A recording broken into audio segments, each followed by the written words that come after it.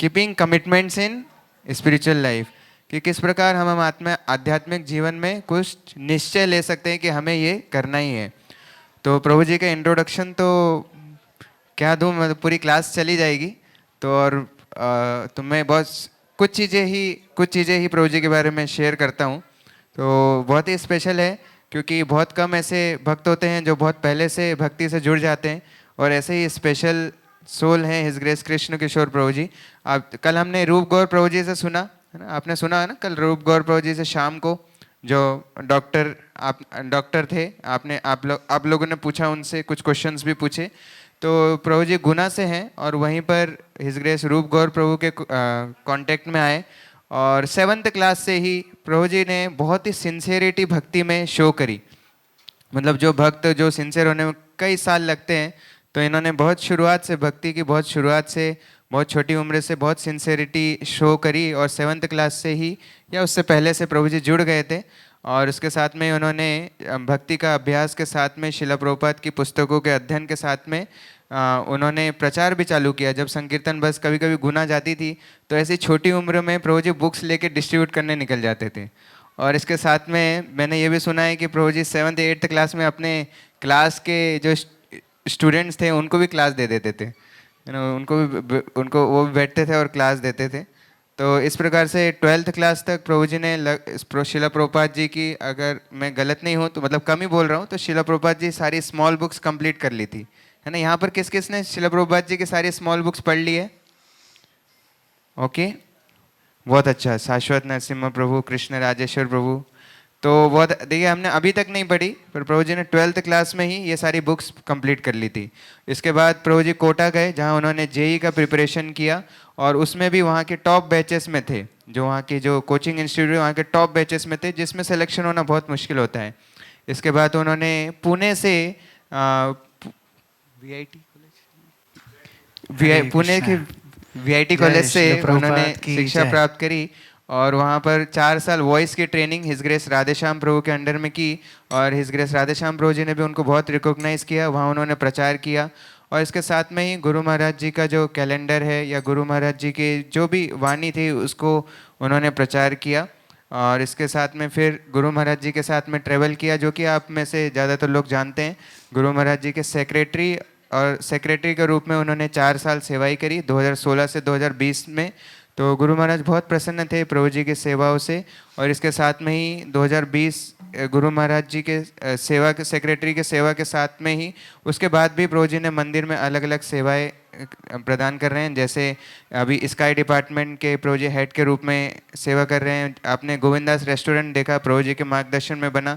इसके साथ में बहुत सारे जो मंदिर के जो प्रोजेक्ट्स हैं, उसमें गाइडेंस प्रभु जी प्रोवाइड करते हैं, और सभी को बहुत अच्छा उनके अंडर में प्रचार भी चल रहा है, उज्जैन में और पूरे अलग अलग जगह में। तो और बहुत सारी बुक्स भी लिखी है, ऐसे विशेष रूप से गुरु महाराज जी के ऊपर, चारु विलास आपने सुना होगा। तो प्रभु जी से फिर हम लोग सुनेंगे। तो छोटा सा इंट्रोडक्शन दे पाए प्रभु जी। कृष्ण के प्रभु का साथ सौभाग्य हुआ था, जैसा गुरु महाराज के साथ इतना सेवा करते हैं। मैं तो गुरु महाराज के पास में जाने का डरता हूँ, और विशेष करके जब प्रसाद लेते हैं गुरु महाराज, उस टाइम गुरु महाराज रेगुलर चैतन्य से, कभी कभी चैतन्य चैतन्य में तो अलग अलग किताब पढ़ते हैं, और वो जो पढ़ते हैं कृष्ण किशोर प्रभु पढ़ते हैं इंग्लिश में, तो मैं तो डरता हूँ इंग्लिश में। तो प्रभु पढ़ के गुरु महाराज सुनते थे। तो इस तरीके से नज़दीक का सेवा, तो गुरु महाराज हमेशा इंग्लिश में, सभी जो मोबाइल फ़ोन आता है सब इंग्लिश में, और विदेश से ज़्यादा। तो गुरु महाराज का जब फ़ोन रिंग होता है तो मुझे बहुत यह लगता है, डर लगता है। तो मैं केवल मोबाइल लेके कृष्ण किशोर को दे देता हूँ, क्यों उसमें ज़रूर इंग्लिश के बात करना पड़ेगा, वो तो मैं आता ही नहीं, और गुरु महाराज के सामने कैसे बात करेंगे। तो और बहुत सारी सेवा जो मैंने याद करता हूँ। कृष्ण किशोर प्रभु बहुत सिंसियरली, गंभीर रूप से गुरु महाराज के साथ बहुत कम टाइम था, लेकिन बहुत सिंसियरली गुरु महाराज की सेवा किया। इसलिए मैं इतना याद करता हूँ, और बहुत सारी कुछ है। हरे कृष्ण। तो हमारे वास्तव में जो कुछ सेवा सीखा प्रभु जी से सीखा करना मुझे नहीं आता था कुछ, तो परम सौभाग्य है, प्रभु जी टाइम दिया है। प्रभु जी बहुत बिजी है, अलग अलग बहुत सेवा रहते हैं, आप जानते हैं, वो के बाद में बताएंगे। प्रभु जी लास्ट में मेरा अनुरोध है, आपका एक टूर भी हो रहा है यहाँ पे, कहाँ पे? तिरुपति। हाँ, तिरुपति, उसका बारे में बाद में देखा देना। हरे कृष्णा। हरे कृष्णा। तो एक भजन है, मैं ढूंढ रहा था हिंदी में यदि मिल जाए, लेकिन हिंदी में मुझे मिला नहीं, तो इंग्लिश में है, आप लोग प्रयास करना, सुन के भी दोहरा सकते हैं और जो पढ़ के दोहरा सकते हैं आप पढ़ के दोहराना। आपको स्क्रीन दिख रहा है यहाँ पर, जो भक्त लोग हैं लास्ट तक? ओके। कली कुकुर काढ़न जदि चाओ हे, कली कुकुर, कली कुकुर काढ़न जदि चाओ हे,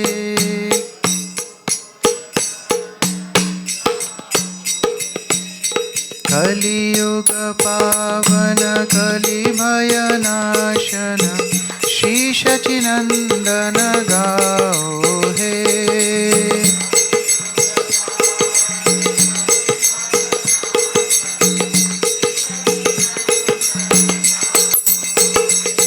हे कलियुग पावन कलि भयनाशन, श्री शचीनंदन गाओ हे। कलियुग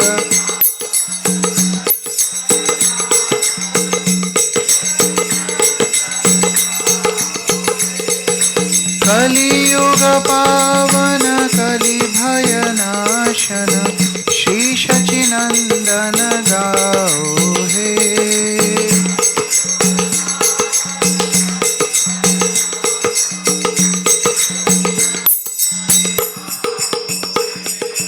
गदाधर मादन निताईर प्राणधन, अद्वैतेर प्रपूजित गोरा, गदाधर मादन।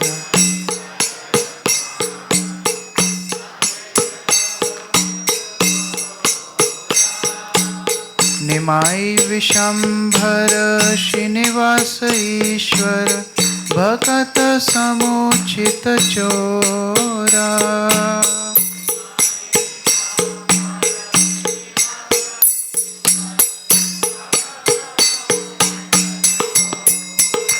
ओ कलियुग पावन कलि भयनाशन, श्री शचीनंदन गाओ हे।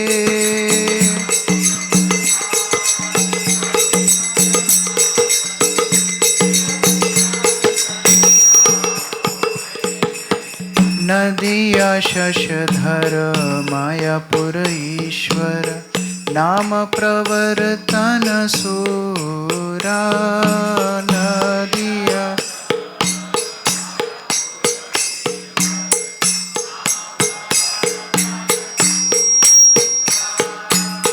गृहीजन शिक्षक न्यासी कुल नायक, माधव राधा भाव पोरा।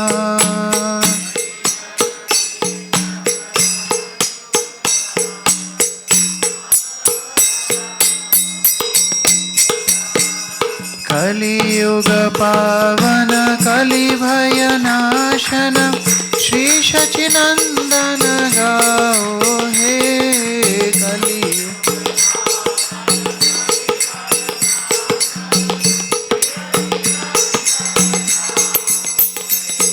कलियुग पावन कलि भयनाशन, श्री शचीनंदन गाओ हे।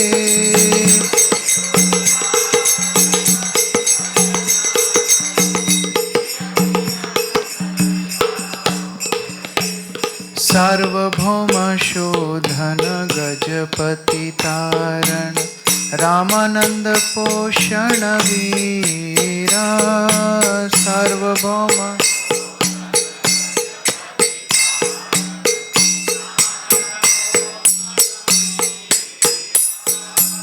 रूपानंद वर्धन सनातन पालन, हरिदास मोदन धीरा।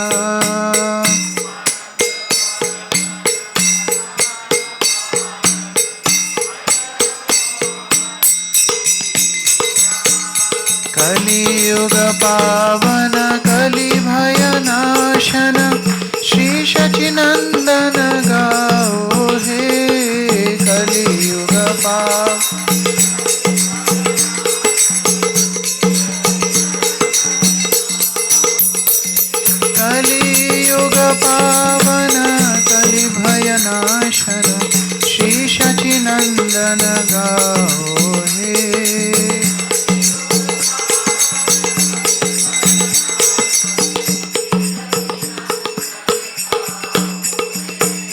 ब्रज रस भावन दुष्ट मत शातन कपटी विघातन कामा।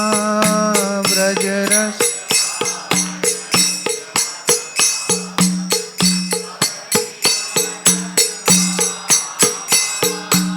शुद्ध भक्त पालन शुष्क ज्ञान ताड़न छल भक्ति दूषण रामा।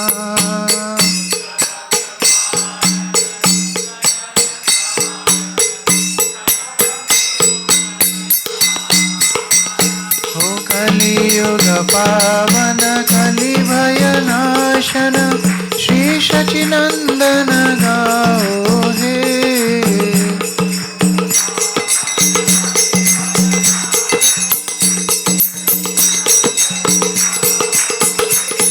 कलियुग पावन कलि भयनाशन श्री शचीनंदन गाओ हे।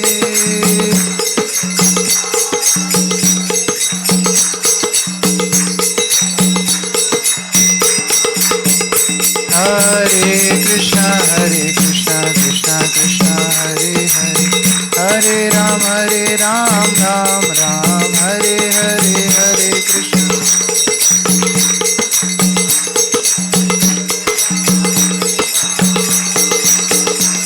हरे कृष्णा कृष्णा कृष्णा हरे हरे, हरे राम राम राम हरे हरे, हरे कृष्णा।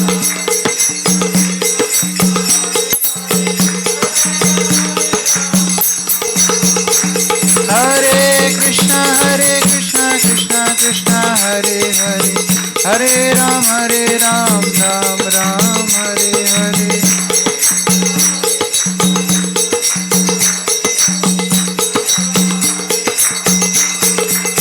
जय गौर निताय गौर निताय गौर निताय, जय गौर निताय।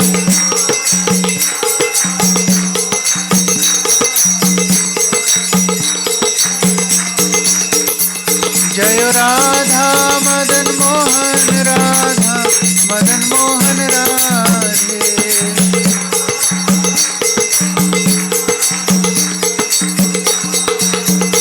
जय कृष्ण बलराम कृष्ण बलराम कृष्ण बलराम, जय कृष्ण बलराम।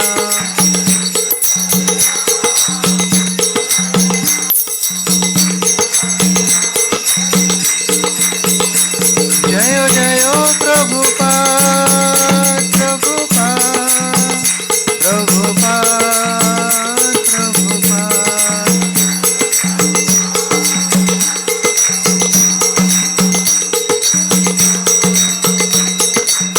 निताय गौर हरि बोल हरि बोल हरि बोल, निताय गौर हरि बोल।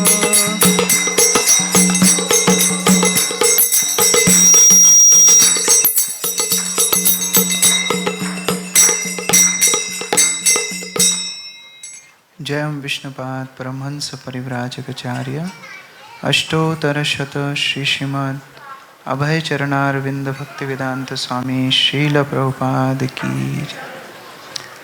अनंत कोटि वैष्णव वृंद की जय। नामाचार्य श्रील हरिदास ठाकुर की जय। कलियुग पावन श्री हरिनाम संकीर्तन की जय। निताय गौर प्रेमानंदे। All glories to assembled devotees. All glories to Shri Guru and Shri Gaurango. All glories to Srila Prabhupada. Om Ajnanatimmirandhasya Jnananjana Shalakaya Chakshurunmilitam Yena Tasmai Shri Gurave Namah. Shri Chaitanya Manobhishtam Sthapitam Yena Bhutale Swayam Rupa Kada Mahyam Dadati Swapadantikam नमो विष्णुपादाय कृष्णपृष्ठाय भूतले श्रीमते भक्तिवेदांत स्वामिनिति नामिने। नमस्ते सारस्वती देवे गौरवाणी प्रचारिणे निर्विशेष शून्यवादी पाश्चात्यदेशतारिणे। वाञ्छाकल्पतरुभ्यश्च कृपा सिन्धुभ्यैव च पतितानां पावनेभ्यो वैष्णवेभ्यो नमो नमः। जय श्री कृष्ण चैतन्य प्रभु नित्यानंद श्री अद्वैत गदाधर शिवासादि गौर भक्तवृंद। हरे कृष्णा कृष्ण कृष्ण हरे हरे, हरे राम राम राम हरे हरे। हरे कृष्ण। तो आप सभी का बहुत स्वागत अभिनंदन श्री श्री राधा मदन मोहन के इस आध्यात्मिक घर में। कौन कौन परसों आ गए थे? परसों कौन कौन आ गए थे? ओके। कल कौन कौन आए थे? और आज गरम गरम कौन आए हैं? ओके।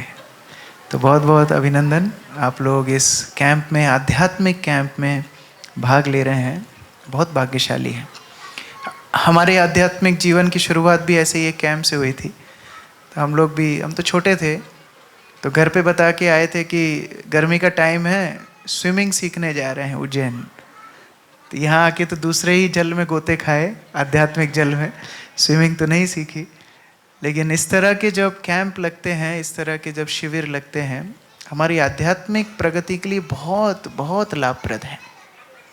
जो भक्ति शक्ति हम लोग हो सकता है सालों साल में अपने घर में ना प्राप्त कर पाएँ, ये 2-3 दिन मंदिर में रहने से आपको फ़ायदा मिल जाता है ना। तो इसीलिए बहुत गंभीरता से एक एक क्षण का आप लाभ उठाइए, है ना। बहुत भाग्यशाली हैं जो इधर तक आ गए हैं, इतने सारे भक्तों का सानिध्य मिल रहा है, इसका लाभ उठाइए।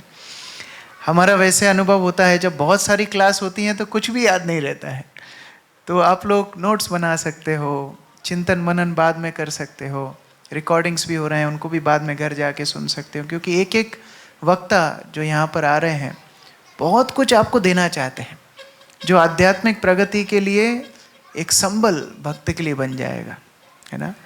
जैसे जब कोई युद्ध अरण्य क्षेत्र में जाता है तो सारे औजार कैंप से लेकर के जाता है ना। कितने सारी व्यवस्थाएं लेकर के जाता है, कवच लेकर के जाता है, बुलेट प्रूफ जैकेट लेकर के जाता है, बंदूक लेकर के जाता है, गोलियां लेकर के जाता है, बम भी लेकर के जाता है, कितना कुछ लेकर के जाता है, क्योंकि उसे पता है आगे जाके उसको युद्ध में ये सब काम में आएगा। तो इस तरह के शिविर होते हैं ये तैयार करने के लिए, दोबारा माया के साथ जाना है और युद्ध करना है। मान लो कोई युद्ध में चला गया टॉवेल पहन के, तो क्या होगा? टॉवेल खींचने से हरा सकते हो उसको, ज़्यादा कुछ मेहनत नहीं करना है।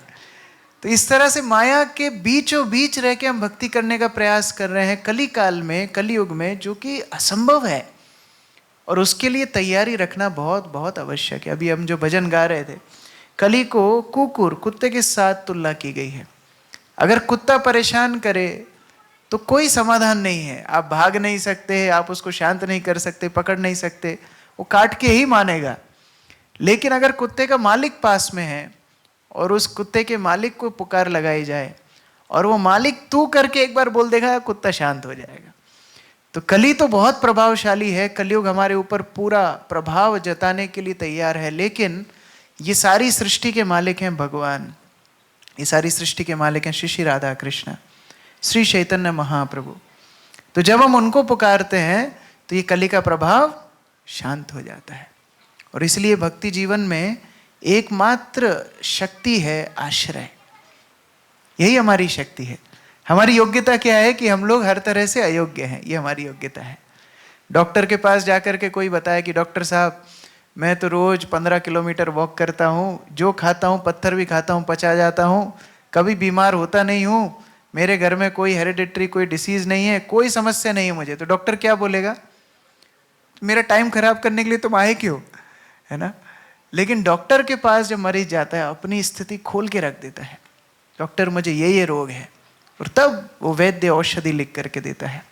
उसी तरह आध्यात्मिक जगत में योग्यता क्या है? हम लोग अयोग्य हैं, ये साक्षात्कार करना ही हमारी योग्यता है। और जब ऐसे भावना से, ऐसे विनीत भाव से, विनम्रता से हम आश्रय लेते हैं तो वो आश्रय हमारी भक्ति का पोषण करता है। अहंकार के साथ भक्ति नहीं की जा सकती है ना। कई बार लोग परीक्षा करने के लिए आते हैं कि देखता हूँ इस्कॉन वाले करते क्या हैं, इनकी खिचड़ी में ये क्या मिलाते हैं कि बाल उड़ जाते हैं, ये देखने के लिए मैं आता हूँ। लेकिन फिर वो खिचड़ी खा करके वो भी हरि बोल करता हुआ दिखाई देता है। जैसे एक व्यक्ति ने इस्कॉन की गीता खरीदी ये ढूंढने के लिए कि क्या क्या गलतियां इसके अंदर हैं। ये लोग तो बड़ा प्रचार कर रहे हैं गीता का, तो चलो पूरी गीता पढ़ूंगा, निकालूंगा कि क्या क्या गलतियां इन्होंने की है। फिर पूरी गीता पढ़ के क्या होना था, उसका भी हरे कृष्ण हरे राम हो गया। तो कई बार लोग अहंकारवश भक्ति जीवन में आते हैं, लाभ नहीं मिलता। लेकिन जब ये भक्ति में आश्रय का भाव होता है कि मुझे मदद चाहिए, मुझे भक्तों का सानिध्य चाहिए, तभी मैं भक्ति कर पाऊंगा, तब हमारी भक्ति की शुरुआत होती है। एकाकी अमार नहीं पाए बल, हरिनाम संकीर्तन है। अकेला मैं हरिनाम नहीं कर सकता, अकेला मैं भक्ति नहीं कर सकता, मुझे भक्तों का सानिध्य चाहिए। और इसलिए कलयुग में संग में ही शक्ति है। हम एक साथ जब आकर के भगवान को पुकारते हैं, उसी को संकीर्तन बोला जाता है। हरे कृष्णा कृष्णा कृष्णा हरे हरे, हरे राम राम राम हरे हरे। तो ये भक्ति की शुरुआत है। और इसीलिए हम लोग जब भक्ति में आते हैं, बहुत तीव्रता से भक्ति में अपने आप को लगाना चाहिए। ये एकमात्र भरोसा है, only hope for the world. एक ही आशा है, ये हरिनाम संकीर्तन, ये भगवान की भक्ति, एकमात्र आशा है, बाकी सब निराशा है। तो इसीलिए आकर के जब हम लोग एक साथ मिलते हैं, भक्ति में और गंभीर कैसे होना, ये चर्चाएं करनी चाहिए। कई लोग कई चीज़ें कैंप से लेकर के जाएंगे। जैसे हमारे गुना से कुछ बहुत पहले की बात है, लगभग 15-18 साल पहले, पहली बार जब कुछ गृहस्थ लोग आए थे तो कैंप हुआ, वापस गुना गए तो हमने उनको पूछा कि क्या सीख के आए। बोले एक चीज़ सीख के आए, आपके मंदिर में पकौड़ा किसी भी चीज़ का बना देते हैं, ये सीख के आए। हम घर में आलू गिलकी तक ही रह गए थे, ये तो हर चीज़ को तल के पकौड़ा बना देते हैं। मैंने कहा वाह, क्या सीखा, तो भी क्या सीखा। दूसरे को बोला नहीं, आपके गुलाब जामुन का साइज बड़ा होता है, हम लोग छोटे बनाते थे, बड़ा सीख करके जा रहे हैं। तो कई लोग कई चीजें लेकर के जाएंगे, लेकिन जो गंभीर होंगे वो भक्ति में प्रगाढ़ प्रगति की इच्छा लेकर के जाएंगे। तीव्रेन भक्ति योगेन जजते पुरुषम परम, ये भाव होना चाहिए। अकामो सर्व कामो वा मोक्ष कामो दारधि। कोई हो सकता है एकदम निष्काम भाव से आया हो कि मैं तो केवल भगवान की भक्ति करना चाहता हूँ। कोई हो सकता है बहुत सारी कामनाओं के साथ आया हो। कई बार कुछ एजेंट आ जाते हैं, LIC एजेंट, इंश्योरेंस एजेंट, सोचते हैं कैंप में कोई 200-500 LIC की मेरी पॉलिसी हो जाए तो बढ़िया खर्चा निकल जाए। तो बहुत सारे लोग बहुत भावना से आ सकते हैं। कामो सर्व कामो वा मोक्ष कामो धारधि, कोई मोक्ष प्राप्त करने के लिए आ सकता है। लेकिन तीव्रेन भक्ति योगेन जजते पुरुषम परम, जो भी भावना हो, एकमात्र समाधान है भक्ति। भक्ति वो टिकट है जिसके बिना ये आध्यात्मिक गाड़ी में सफर नहीं कर सकते। ज्ञान से नहीं, कर्म से नहीं, अहंकार से नहीं, केवल भक्ति से। और इसलिए हम लोग आज जो विषय चर्चा कर रहे हैं, भक्ति में कैसे अपने नियमों को हम प्रगाढ़ रूप से निष्ठा के साथ पालन कर सकें। कई लोग तो बहुत सारे नियम अपने आप के लिए बांध लेते हैं ना। नए साल में कई लोग बहुत सारे कस्में वादे खाते हैं। और तो और यहाँ बहुत सारे गृहस्थ हैं, शादी के समय पुजारी ने वो क्या बहुत सारे वचन भी दिलाते हैं। किसी को याद भी है? अभी नहीं याद है। क्यों? क्योंकि वास्तव में जब नियम लेने की बारी आती है तो बहुत उत्साह होता है, लेकिन फिर बाद में पालन करने के लिए बहुत मुश्किल होती है। और इसीलिए सबसे पहली चीज हम लोगों को देखना है कि कृष्ण भावनामृत कितनी दुर्लभ है। ये विचार सबसे पहले करना चाहिए। बहुत सारे नियम तो हम बनाते हैं, तोड़ देते हैं। लोग जिम जाते हैं, 2-4 दिन जा करके फिर थोड़ी पसली दुखती है, छोड़ देते हैं। लोग प्रातःकालीन सैर पे शुरुआत करते हैं, छोड़ देते हैं। कई लोग बोलते हैं अभी भजन कम करूंगा, भजन अभी केवल पानी पी के रहूंगा। फिर क्या होता है, रात में खूब हरि बोल करके प्रसाद खा लेते हैं। तो बहुत सारे नियम लोग लेते हैं, बहुत सारे नियम तोड़ देते हैं। लेकिन ये कृष्ण भक्ति में जो हम नियम लेते हैं वो क्यों महत्वपूर्ण है, सबसे पहले ये समझना चाहिए कृष्ण भक्ति कितनी दुर्लभ है। श्री चैतन्य महाप्रभु रूप गोस्वामी को ये शिक्षा देते हैं। सबसे पहले वो बोलते हैं देखो 84 लाख योनियां हैं और उन 84 लाख योनियों में अनंत अनंत जीव हैं। उनमें से कुछ जीव स्थावर हैं, कुछ जंगम हैं। स्थावर मतलब जो कि स्थान पे टिके हुए हैं, और जंगम मतलब जिनको चलने की क्षमता है।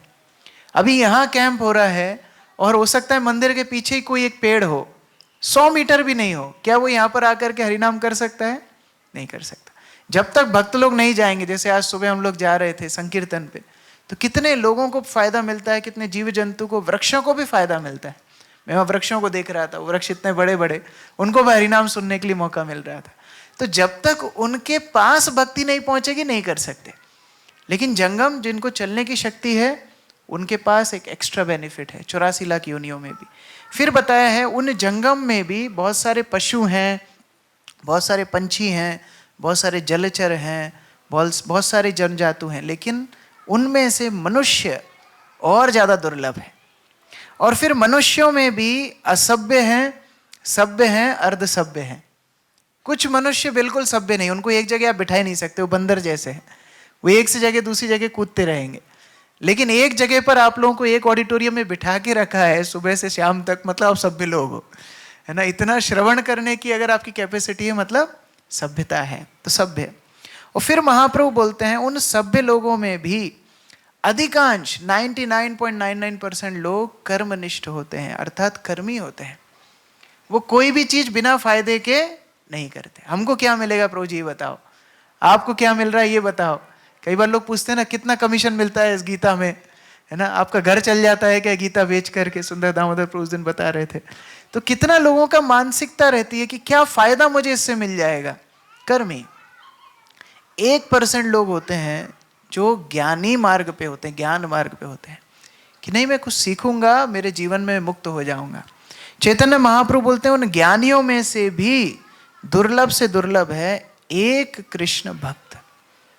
और हम उस महान बीज को गुरु और कृष्ण की कृपा से प्राप्त करते हैं। चैतन्य चरितामृत में बताया है ब्रह्मांड भ्रमिते कौन भाग्यवान जीव, गुरु कृष्ण प्रसादे पाए भक्ति लता बीज। भक्ति लता बीज मिल जाती है। और ये बहुत बहुत बहुत बहुत दुर्लभ कॉम्बिनेशन है, ऐसा कॉम्बिनेशन और कहीं मिलता नहीं है। एक बार एक इस्कॉन का भक्त था, इंटरव्यू देने के लिए गया। तो इंटरव्यू देने के लिए गया तो बड़ा डर रहा था, वो क्या प्रश्न पूछेंगे। पूरा सीवी बना के गया, फाइल तैयार करके गया, टाई वाई लगा कर गया, सब कुछ रेडी होकर के गया। और जब इंटरव्यूअर के सामने बैठा तो इंटरव्यूअर ने बोला बताओ जीव का स्वरूप क्या है। उसका दिमाग घूम गया। इंटरव्यू में ऐसा कोई क्वेश्चन पूछता है कि जीव का स्वरूप क्या है? बोलो जीव का स्वरूप क्या है? जीवेर स्वरूप है कृष्ण ऋतदास। Very good. पूर्ण पुरुषोत्तम भगवान कौन है? बोला अरे ये तो कुछ और ही चल रहा है, भागवतम क्लास शुरू हो गई। बोले पूर्ण पुरुषोत्तम भगवान कृष्ण है, तो फिर आपका काम क्या है? मेरा काम उनको भक्ति करना है। तो आपकी कंठी माला कहाँ है? बोला अरे हाँ ये तो टाई नीचे करके थोड़ा दिखा, ये कंठी माला है। फिर बोला कि अगर आप अपना नाम ये शुक्ला शर्मा बता रहे हो और अपने आप को दास भी बता रहे हो, आपका आध्यात्मिक नाम क्या है?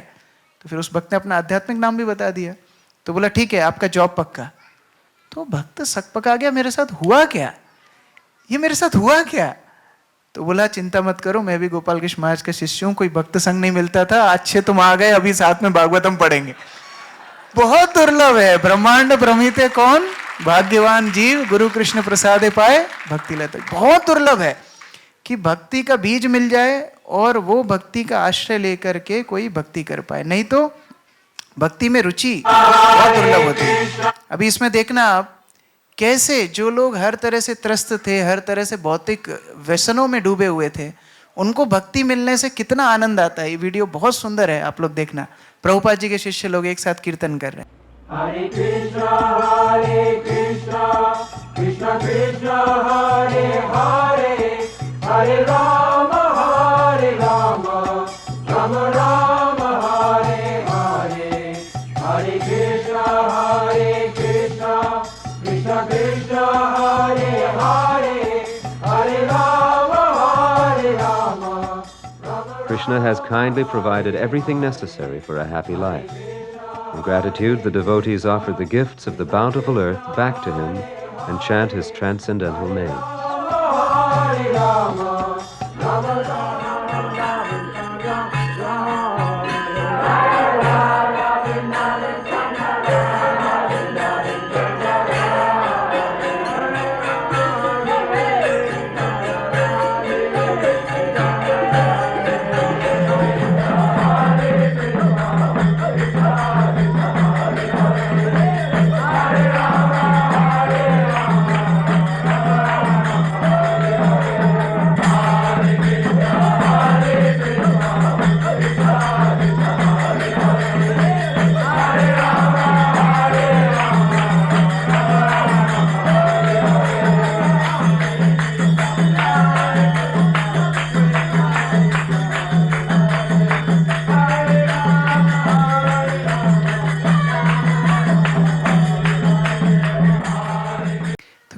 आनंद। सुबह 4:30 से नाचना शुरू कर देते हैं। कौन नाचता है सुबह 4:30? फिर संकीर्तन में ले जाते हैं, वहां नचा लेते हैं। फिर दर्शनार्थी गुरु पूजा में नचा लेंगे। फिर दोपहर में भी एक आध कीर्तन हो जाएगा। फिर गौर आरती में बोलेंगे थोड़ा ठुमका लगाओ। पूरा दिन ही नचाते हैं। क्यों? ये आनंद का मार्ग है। भगवान बोलते हैं सबसे बुद्धिमान व्यक्ति कौन है? जो उनकी भक्ति में हमेशा लगा रहता है। आप पीछे दोहराइए, सततम कीर्तयन्तो माम यतन्तश्च दृढ़व्रता नमयन्तश्च मां भक्त्या नित्ययुक्त उपासते। भगवान बोल रहे हैं क्या करना है, सरल है। मनुष्य जीवन की सफलता क्या है, श्लोक में बता रहे हैं। सततम कीर्तयन्तु माम, हमेशा भगवान के नाम का जप करना है, भगवान के नाम का कीर्तन करना है। यतन्तश्च दृढ़व्रता, दृढ़ता के साथ भगवान की भक्ति भजन सेवा करना है। नमयन्तश्च, भगवान को नमन करना है, नमस्कार करना है। और इस भक्ति के साथ नित्य रूप से भगवान के साथ जुड़ जाना है।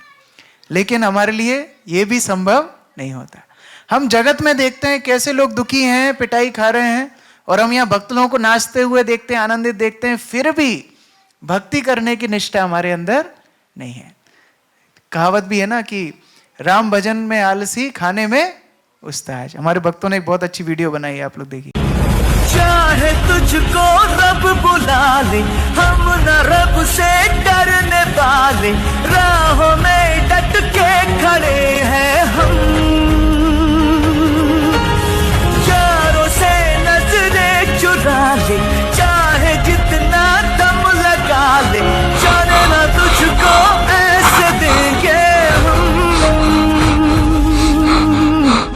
जाने तुझे देंगे नहीं, जाने नहीं देंगे तुझे, जाने तुझे। ये हमारी स्थिति है। आए तो थे भक्ति करने, किस किस चीज में अटक गए पता नहीं।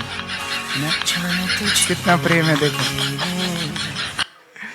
तो अभी कक्षा में बैठे हैं, फिर चिंतन क्या है, लंच कितने बजे होगा, क्या गुलाब जामुन मिलेगा कि नहीं मिलेगा।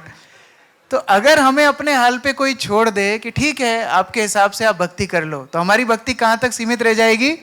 भोजन तक ही सीमित रह जाएगी, भजन कभी नहीं होगा। और इसीलिए भक्ति में हमें कुछ नियम लेना चाहिए, कुछ कमिटमेंट करना चाहिए। ये कमिटमेंट करने से, नियम लेने से हमारी भक्ति को हम और प्रगाढ़ कर सकते हैं।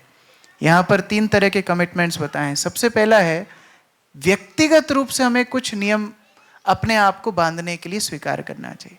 जैसे श्रील प्रभुपाद ने बोला है 16 माला का जप नियमित रूप से हर भक्त को करना चाहिए। ये नियम क्यों दिया गया है? कई बार लोग बोलते हैं प्रभु जी हमारा तो अंदर ही अंदर नाम चलता रहता है। वो 200% झूठ है ना। जिस चीज को आप नाप नहीं सकते, जिस चीज को आप काउंट नहीं कर सकते, आपकी गारंटी नहीं है वो बढ़ रहा है कि कम हो रहा है। हर व्यक्ति अपने धन को नापता है, अपनी प्रतिष्ठा को नापता है, हर चीज को नापता है कि मैं पहले से ज्यादा प्रगति कर रहा हूं कि नहीं। उसी तरह नाम है। तो भगवान के नाम के लिए हम लोग नियम लेते हैं, नहीं रोज मुझे इतनी माला का जप तो करना ही करना है। जैसे जो लोग 16 माला का जप कर रहे हैं वो लोग और इसको प्रगाढ़ कर सकते हैं। जो अभी तक 16 माला तक नहीं आए, अभी कैंप में आप शुरुआत कर सकते हो। तो लाइफ लॉन्ग याद रहेगा कि हाँ ऐसा एक कैंप हुआ था, वहां से मैंने 16 माला का जप शुरू किया। और देखो इस्कॉन में जितना आप आगे बढ़ोगे, भक्त लोग ये नहीं पूछते कि कब आप इस्कॉन में आए, वो ये पूछते तुमने 16 माला कब शुरू किया। तो आपको दुख होगा, अरे 2-4 महीने पहले कर लेता तो थोड़ा मैं सीनियर भक्त ज्यादा कहलाता था, अभी भी जूनियर कहलाऊंगा। तो जल्दी जल्दी उस स्तर तक आना चाहिए। व्यक्तिगत रूप से भक्त लोग ये भी नियम लेते हैं कि प्रभुपाद की पुस्तक रोज पढ़ना है। अभी सुंदर दामोदर प्रभु पूछ रहे थे कितने भक्तों ने प्रभुपाद की स्मॉल बुक्स पढ़ ली। देखो जब तक आप अपने आप को टारगेट नहीं दोगे, नियम नहीं बांधोगे, तब तक वो प्रभुपाद की पुस्तक कभी होंगी नहीं। जैसे श्रीमद् भागवतम का सेट किस किस के घर में है, हाथ खड़ा कीजिए। ओके, किस किस ने पन्नी एक कम से कम फाड़ ली सारे 18 पुस्तकों की? हाँ, कुछ हाथ नीचे हो गए, अभी पन्नी भी नहीं फटी है। ठीक है, कौन कौन 10 स्कंद के ऊपर तक पढ़ चुके? देखो और हाथ नीचे हैं। 6 स्कंद तक, 4 स्कंद तक, ओके 2 स्कंद तक, पहले स्कंद के ही जो मजे ले रहे हैं, और जिसने अभी तक खोल के भी नहीं देखा, यथा रूप रख दिया। हाँ, जब तक नियम में अपने आप को नहीं बांधेंगे तब तक वो कभी होगा नहीं। अगर रोज कोई प्रभुपाद की भागवतम आधा घंटा पढ़ेगा तो 5 साल लगेंगे पूरी भागवतम पढ़ने के लिए। रोज अगर आधा घंटा पढ़ेगा तो 5 साल लगेंगे। और फिर चैतन्य चरितामृत भी है और सारी पुस्तकें भी हैं। तो अपने आप को थोड़ा सा नियमबद्ध करना चाहिए कि प्रभुपाद की पुस्तक मुझे पढ़ना है, मुझे भक्तों के साथ संगति करना है। दूसरा है, भक्तों के साथ सेवा का भी कोई टारगेट लेना चाहिए कि मैं भक्तों के सानिध्य में हर संडे जाऊंगा, 2 घंटे तो मैं कम से कम मंदिर में जाके सेवा दूंगा, या जो भी सेंटर्स आपके यहाँ चल रहे हैं प्रचार कार्य में सहयोग दूंगा। तो ये सारे अलग अलग तरह के हम लोग कमिटमेंट्स करते हैं और ये मेहनत को देख करके भगवान बहुत प्रसन्न होते हैं। जब तक हम मेहनत नहीं करेंगे भक्ति में, तब तक भगवान को हम प्रसन्न नहीं कर सकते या भगवान को हम पकड़ नहीं सकते। लोग बोलते हैं हमारे भाग्य में भक्ति होगी तो मिल जाएगी और पुरुषार्थ हम मेहनत से प्राप्त करेंगे, जबकि होता है उल्टा। पुरुषार्थ, जो भी आपको धन मिल रहा है, जो भी आपको वैभव मिल रहा है भौतिक जगत में, वो आपके भाग्य से मिल रहा है और भक्ति मिलती है परिश्रम से। भगवान ने अपनी माता को नहीं छोड़ा, हमको क्या छोड़ेंगे। आप लोगों ने दामोदर लीला सुनी है ना? दामोदर लीला में कितना भगाया भगवान ने यशोदा माता को, है ना? माता पूरा सुबह से रात तक वो दौड़ती रही, पसीने में लथपथ हो गई, उनके पुष्प, सिर के पूरे पुष्प गिर गए, कितना मेहनत करवाए। फिर भगवान दौड़ते एक बार पीछे मुड़ के देखते हैं कि कहीं माता भाग रही है कि कहीं बैठ गई, मैं फालतू में भाग रहा हूं। तो जब जैसे ही पीछे मुड़ के देखा तब माता ने उनको पकड़ लिया, थोड़ी गति धीमी हो गई, माता ने उनको जाके पकड़ लिया। फिर पकड़ में आने के बाद भी बांधने के लिए भी दूसरा संघर्ष था। अभी बांधने के लिए रस्सी पे रस्सी जोड़ो, रस्सी पे रस्सी जोड़ो, कितनी रस्सियां जोड़ी और भगवान इतने से एक मुट्ठी बराबर, उनको बांधने के लिए पूरे गोकुल की रस्सियां बांध दी गई, फिर भी भगवान बंधे नहीं। सुखदेव गोस्वामी बोलते हैं वो परिश्रम को देख के, दृष्टवा परिश्रमम कृष्णा, कृष्ण ने परिश्रम जब देखा तब उन्होंने निश्चित किया कि चलो मैं बंध जाता हूं। तो भगवान हमारा परिश्रम देखना चाहते हैं। अगर हम उस तरह नियम नहीं लेंगे, परिश्रम नहीं करेंगे तो भगवान को प्राप्त हम कभी नहीं कर पाएंगे। 2 लोग भगवान को कभी प्राप्त नहीं कर पाते, एक है लेजी, एक है क्रेजी। लेजी मतलब जो आलसी है वो भगवान को कभी प्राप्त नहीं कर पाएगा, और दूसरा है क्रेजी। क्रेजी मतलब आज ये मंदिर जाएगा, कल वो मंदिर जाएगा, ये पुस्तक कल वो पुस्तक, आज हरे कृष्णा कल को दूसरा मंत्र, जो इधर उधर भागता रहेगा वो भी भगवान को ही प्राप्त नहीं करेगा।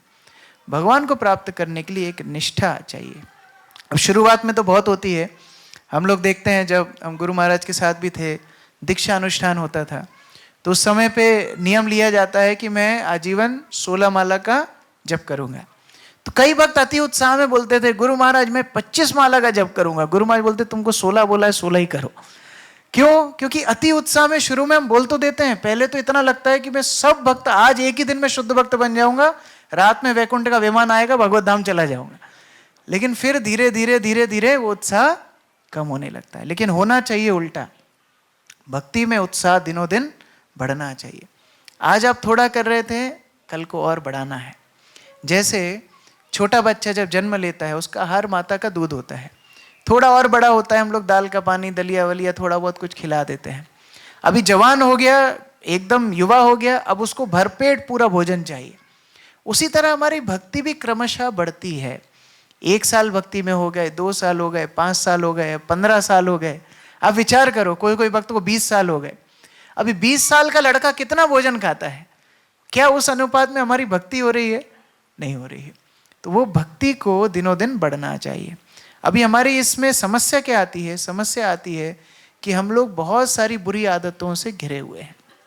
हमारा समय, हमारा श्रम, हमारी ऊर्जा इन गलत आदतों में चली जाती है। जैसा कि मैंने बताया, चाहे वो आलस्य हो, चाहे वो काम वासना हो, चाहे वो इधर उधर भागने की प्रवृत्ति हो, उन सब में हमारी एनर्जीज चली जाती है और वो सब छोड़ के हम भक्ति करना चाहते हैं, जो कि संभव नहीं है।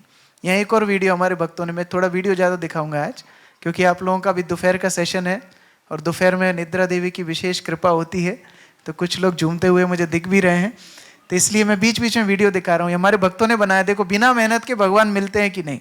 चैट जीपीटी पता है आपको? चैट जीपीटी पता है ना? ये चैट जीपीटी को पूछ रहे हैं भक्ति करने के लिए। हाँ हेलो चैट जीपीटी, कृष्णा हरे कृष्णा, अच्छा हाँ हरे हरे कृष्णा चैट जीपीटी। अरे भगवान श्री कृष्ण को 21 दिन में कैसे प्राप्त करें? 21 दिन? तो कितना बोल? 10 दिन। 10 दिन एक दिन में कैसे प्राप्त करूं, और कम से कम 10 माला करनी पड़े तो कितनी होगी? 4 माला। अरे 4, अरे 0 माला, 9 माला, नो माला, 1 माला भी ना करनी पड़े, और कम से कम 4-5 टाइम का प्रसाद तो मिलना ही चाहिए। तो फिर 10 टाइम, फुल टाइम, अच्छा फुल टाइम प्रसाद मिलना चाहिए। प्रसाद खुद चल के आ जाए हमारे पास, और कम से कम 10 घंटे की स्लीप तो होनी चाहिए हमारी। तो कितना बोल? 16 घंटे, 16 तो 24 आवर्स, 24 घंटे, तो 24 घंटे की नींद होनी चाहिए कम से कम, और हियरिंग और रीडिंग सिर्फ 10 मिनट ही करनी पड़े हमको। तो क्या हो गया? 2 मिनट, अरे 2, no hearing, no reading, no seva, no seva, हाँ नो सेवा, अच्छा नो सेवा, एक सेवा भी ना करनी पड़े, हियरिंग भी नहीं करनी पड़े, और रीडिंग भी नहीं करनी पड़े। ऐसे करके कम से कम 500 आइडिया तो दे तो हमको। 500?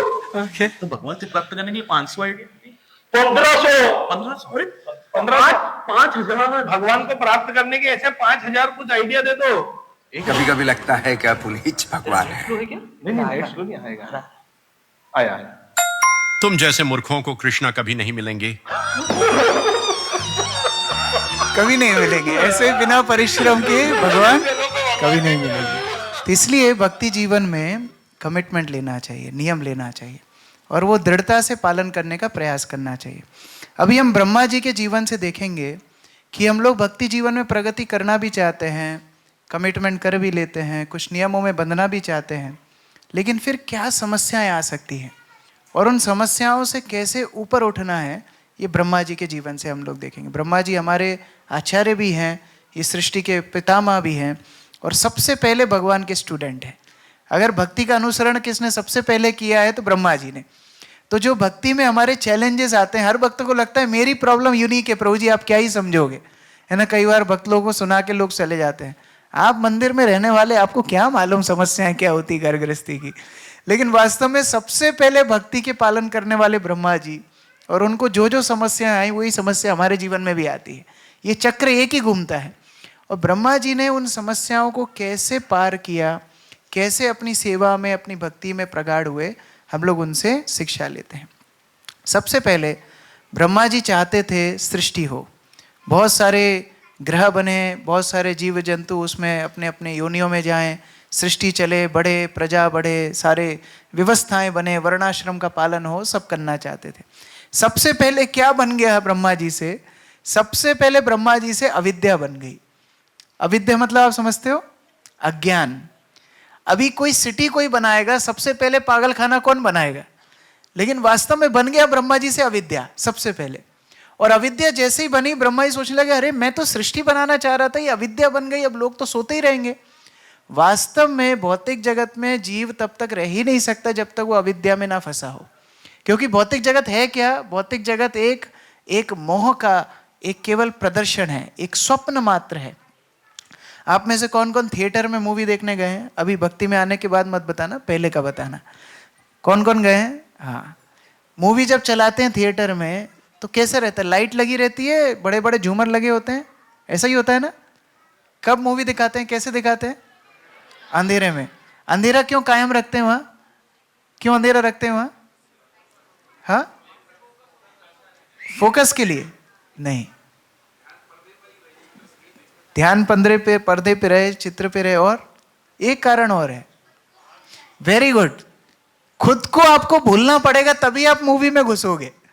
आप जब तक अपने आप को नहीं भूलोगे तब तक आपको वो शाहरुख खान का दुख आपका दुख नहीं लगेगा। लोग रोते हैं ना वहां पर, उनको पता है 100% नौटंकी चल रही है, फिर भी वहां पर कुछ सीन आ जाता है, वो भी एक पड़ोसी को घुसा मार देते हैं। देखा आपने? वो भी रोने लगता है, लोग रोते हैं, वहां जो रो रहा है आप भी रोने लगते हैं, वो मुस्कुरा रहे हैं, वो नौटंकी कर रहे हैं, आप भी हंसने लगते हैं। तो क्यों? क्योंकि अपने आप को भूल गए। अच्छा, वो सिनेमा घर में कोई बीच में लाइट ऑन कर दे तो क्या होता है? लोग चिल्लाने लगते हैं, हमको अंधेरे में रहना था, तुमने क्यों प्रकाश में लेकर के आ गए। उसी तरह भक्त लोग जब प्रचार करते हैं ना, लोगों को बड़ा बुरा लगता है। अरे अविद्या से सृष्टि शुरू हुई, अविद्या से शुरुआत हुई, आपने हमको फिर जगा दिया। ब्रह्मा जी सोचने लगे अरे मैं बनाना चाह रहा था कुछ और, बन कुछ और गया। वास्तव में इसी तरह भक्ति जीवन में जब हम लोग कुछ नियमावली का पालन करते हैं, साधना करते हैं, हमको बोला क्या जाता है? Chant Hare Krishna and be happy, जप करो और सदा सुखी रहो। फिर वो जप करने में ही हमारे रोने निकलने शुरू होते हैं। जो हम अपेक्षा से भक्ति शुरू करते हैं, कई बार वो अपेक्षा सटीक बैठती नहीं है। जैसे एक बार एक पत्नी ने पति को बोला कि देखो मैं आज ना आपके लिए गरम गरम सांभर बनाऊंगी। तो पति ने बोला देखो तुम बना पहले रहो, नाम बाद में हम रख लेंगे, क्योंकि तुम बनाती कुछ और हो, बोलती कुछ और हो, नाम हम बाद में रख लेंगे। तो उसी तरह ब्रह्मा जी को यह साक्षात्कार हो गया कि वो प्रधान सृष्टा नहीं है, भगवान की इच्छा से ही सृष्टि होती है। कोई को अगर यह अहंकार आने लगे कि मैं सृष्टा हूं, मैं करता हूं, मैं अपने बल पर भगवान को प्राप्त कर लूंगा, तो वो कभी प्राप्त भगवान को नहीं कर पाएगा। और ये सबसे पहली शिक्षा ब्रह्मा जी हमें दे रहे हैं। जो वो चाहते थे वो बना नहीं, और फिर भी अपनी सेवा को उन्होंने सुचारू रखा। आप कल्पना करो, यहाँ पर कौन कौन सी माताएं जो स्वेटर बुनना जानती हैं?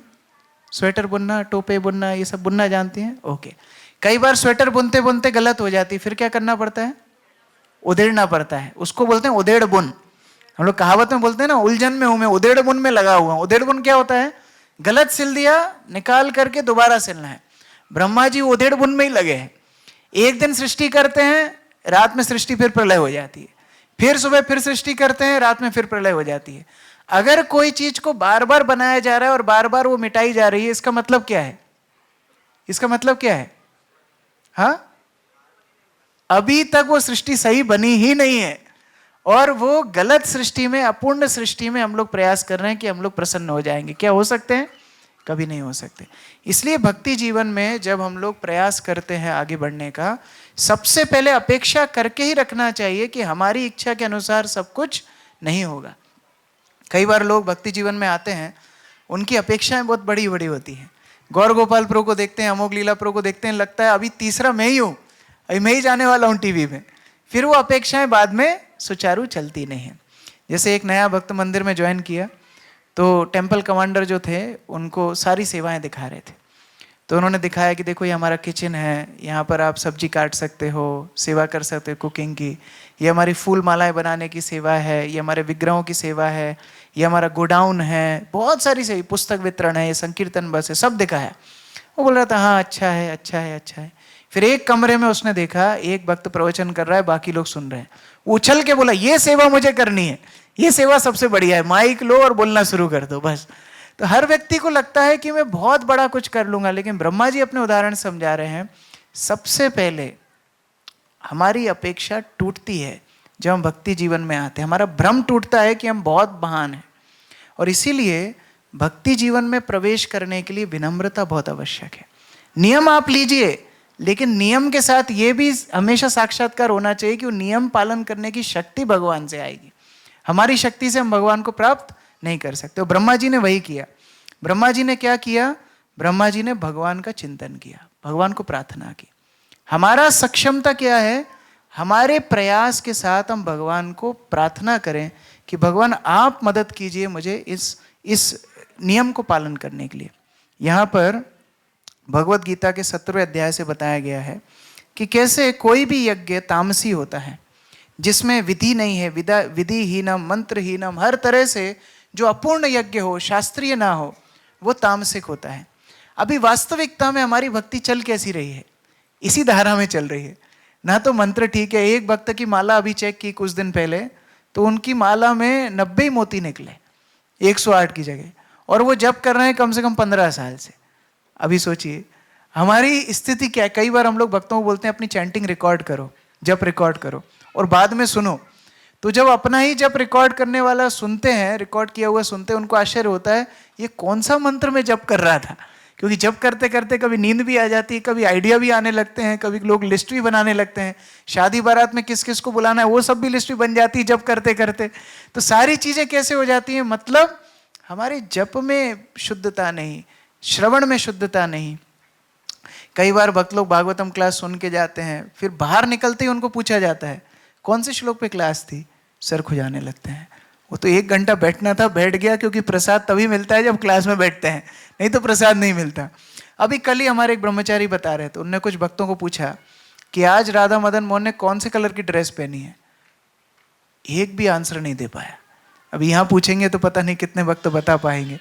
एक भी आंसर नहीं दे पाया। अच्छा, उन्हीं के सामने नाचे, उन्हीं के सामने आधा घंटा पूरी आरती अटेंड की, उन्हीं के नाम गुणगान गा रहे हैं, लेकिन उनके वस्त्र तक का ध्यान नहीं है।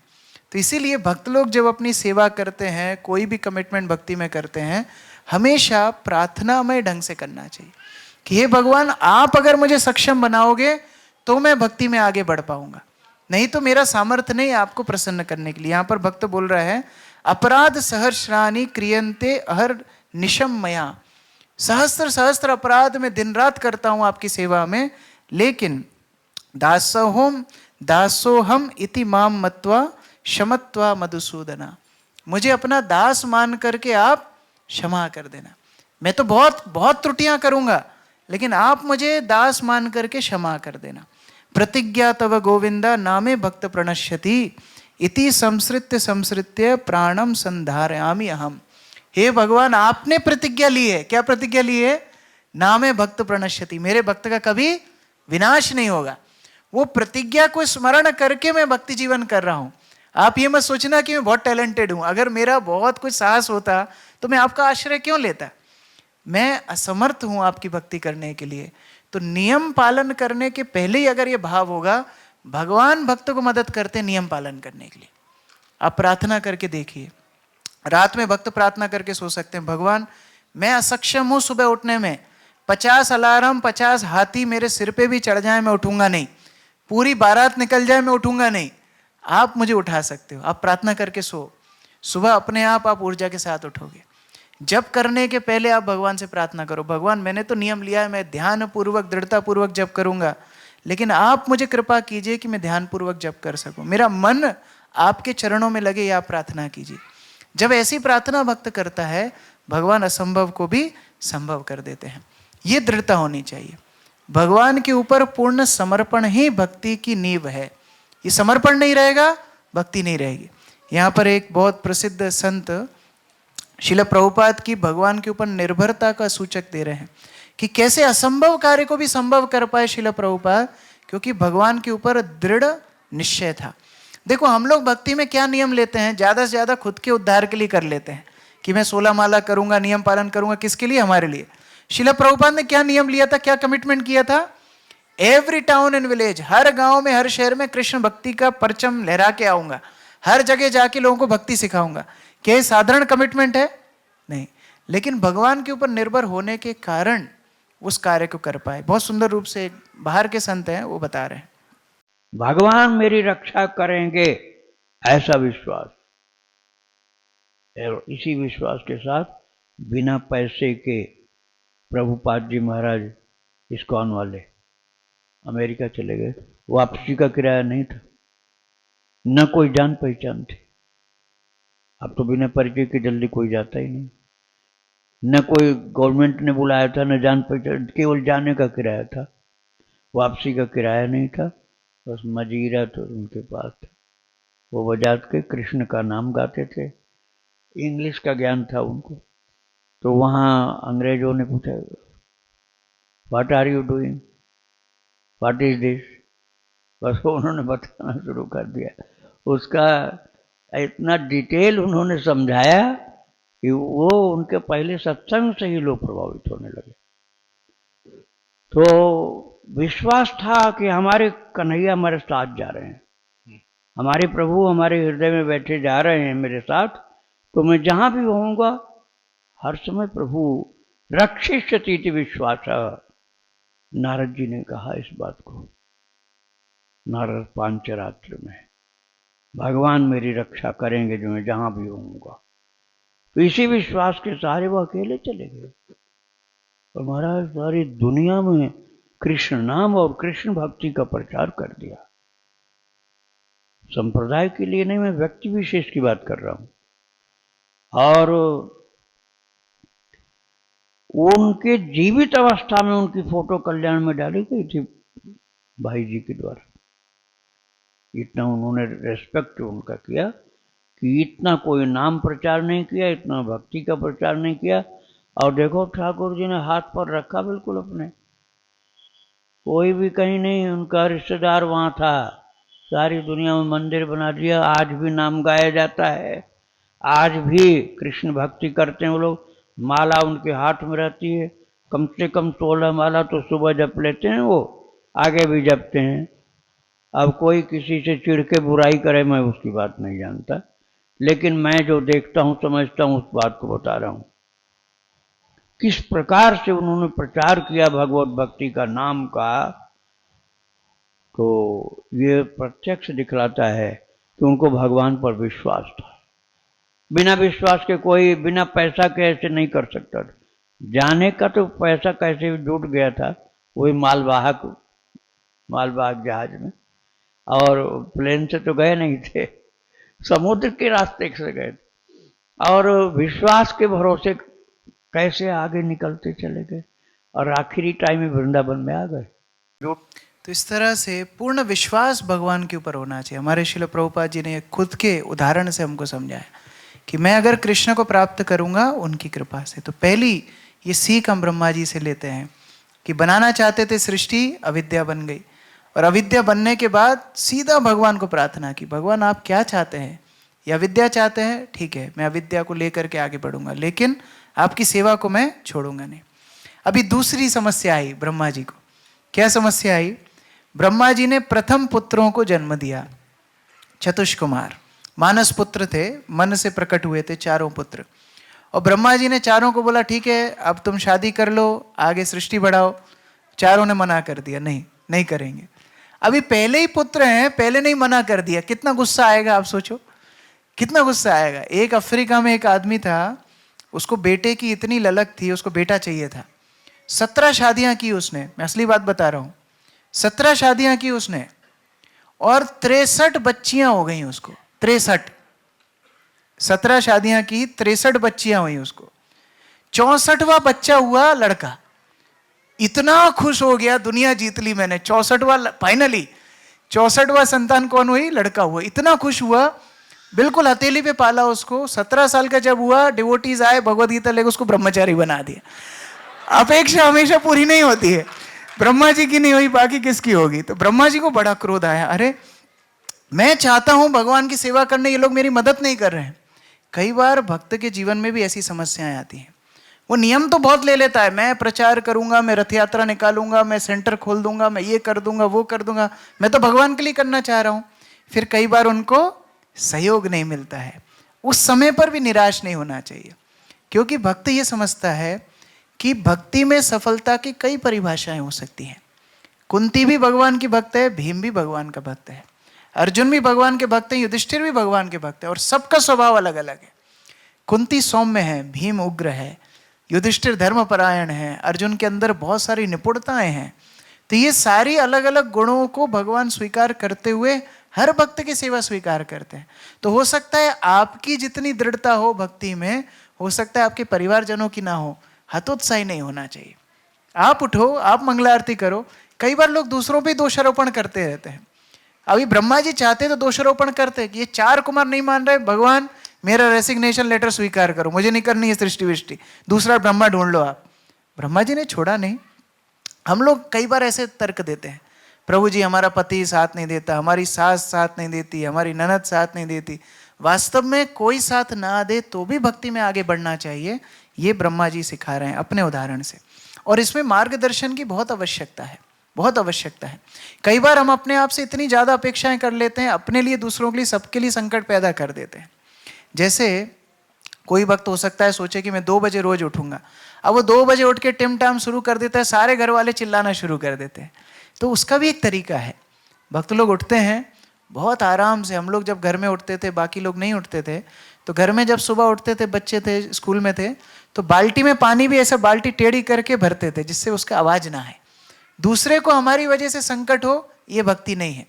अभी चतुष्कुमार ने जैसे ही बात नहीं मानी, वैसे ही ब्रह्मा जी गुस्सा हो गए। तो तीसरा, ब्रह्मा जी को क्रोध आया, और वो क्रोध से क्या निकले? रुद्र निकले। शिव जी का एक अंश है रुद्र। अभी ये भी हमारे साथ समस्या होती है। कई बार जब भक्ति जीवन में हमारी प्लानिंग के हिसाब से नहीं होती है चीजें, क्रोध आता है, और क्रोध भक्ति का सहायक नहीं है। अगर आपको क्रोध आ रहा है, आप अपने आप से त्रस्त हो रहे हो, अगर आप प्रसन्न नहीं हो तो आप भक्त नहीं हो। हमारे गुरु महाराज बोलते थे, अगर आप प्रसन्न नहीं हो मतलब आपकी भक्ति में कुछ गड़बड़ चल रही है। कि भक्त मतलब प्रसन्न होना चाहिए। अभी भक्त प्रसन्न नहीं है, कैसे इस दृष्टिकोण को देखे? जितनी भी समस्याएं भक्त के जीवन में आ रही हैं वो भगवान की कृपा रूप से भक्त को देखना चाहिए।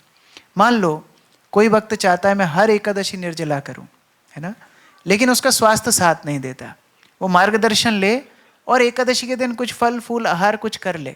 भगवान विनम्र बना रहे हैं, नहीं तो क्या होगा, आपकी हो सकता है निर्जला एकादशी आपका अहंकार वर्धन कर दे। कई बार लोग करते हैं ऐसा, खुद निर्जला एकादशी करते हैं, फिर सबको जाके पूछते हैं क्यों, आज आपने पानी तो पिया नहीं होगा, आज आपने फलाहार तो किया नहीं होगा। बेचारा वो शर्म से डूब जाए, वो तो 4 बार फलाहार करके बैठा है। कई बार ऐसा होता है, कोई लोग 64 माला जब करने लगते हैं तो अपना काउंटर सबको दिखाते हैं कि देखो प्रभु जी मेरी तो अभी 40वीं चल रही है, आपकी 42 तो चल ही रही होगी। फिर वो भक्त को शर्म आने लगती है। वास्तव में भक्त की भावना क्या होनी चाहिए, अगर मेरे अनुकूल भी कोई बात नहीं हो रही है ना, भगवान कृपा करके मुझे विनम्र बना रहे हैं। मान लो अभी हमको आज ही श्री श्री राधा मदन मोहन के साक्षात दर्शन हो जाए ना, हम लोग स्टेटस में डाल देंगे, इतने अहंकारी हो जाएंगे हम, सबको बोलेंगे कि देखो देखो मैं कितना शुद्ध भक्त हूं कि भगवान डायरेक्ट मेरे लिए आ गए। इसलिए भगवान अभी दर्शन नहीं दे रहे हैं, विनम्र रख रहे हैं। कई बार वो एडवर्टाइजमेंट आता है ना, दाग अच्छे हैं, तो उसी तरह कई बार भक्ति में लुढ़कना भी अच्छा होता है। ब्रह्मा जी की बात चतुष कुमार ने नहीं मानी, यहां शिव जी क्रोधवश बाहर आ गए। ब्रह्मा जी को समझ में आ गया मेरे द्वारा स्वतंत्र रूप से सृष्टि होने वाली नहीं है। और ये रुद्र अकेले नहीं आए थे, ये रुद्र इतने भयंकर थे, इतने ज्यादा उग्र थे, जितनी थोड़ी बहुत सृष्टि ब्रह्मा जी ने कही थी उसको भी खाने लगे थे। तो ब्रह्मा जी चिंता में पड़ गए, अब मैं करूं क्या? भक्ति जीवन में ये प्रगाढ़ आश्रय हर स्तर पे लेना पड़ेगा।